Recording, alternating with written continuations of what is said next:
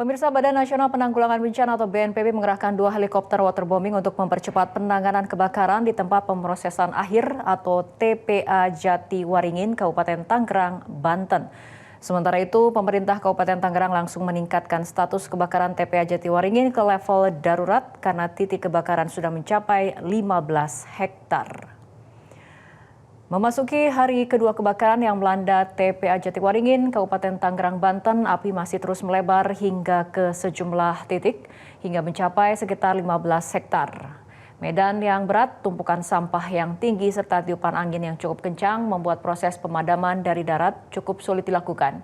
BNPB lantas mengerahkan 2 helikopter waterbombing untuk menjangkau titik api yang tidak dapat diakses kendaraan pemadam kebakaran. Direktur Koordinasi Pengendalian Operasi Darurat Badan Nasional Penanggulangan Bencana, Johan Darmawan, mengatakan 2 helikopter waterbombing saat ini telah diberangkatkan dari Pangkalan Pondok Cabe menuju lokasi kebakaran. Unit heli waterbombing yang saat ini sudah ada di Pondok Cabe, ya. Yang satu lagi sebentar lagi nyampe di Pondok Cabe. Di Pondok Cabe itu akan dipasang bakat untuk mengisi airnya. Jadi di sebelah sini juga ada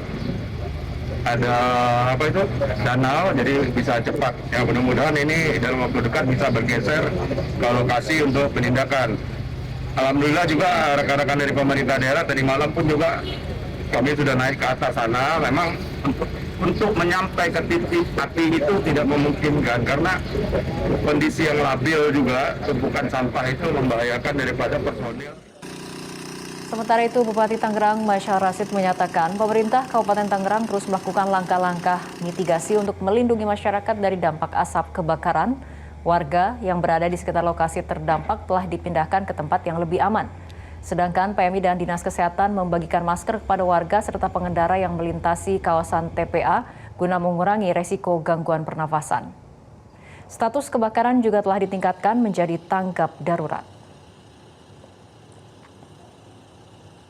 Dan Nasional Penanggulangan Daerah juga dengan provinsi yang sudah bersama-sama secara terpadu untuk menangani persoalan kebakaran yang ada di TPA Jatiwaringin. Saya kira alhamdulillah dari Dinas Kesehatan, dari beberapa kepala dinas juga semua membawa masker untuk diberikan kepada masyarakat sekitar yang terdampak dari asap api yang ada di TPA Jatiwaringin.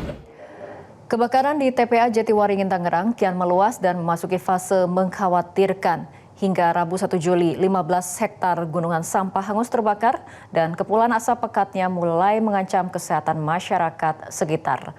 Berikut fakta-fakta terkait kebakaran tersebut.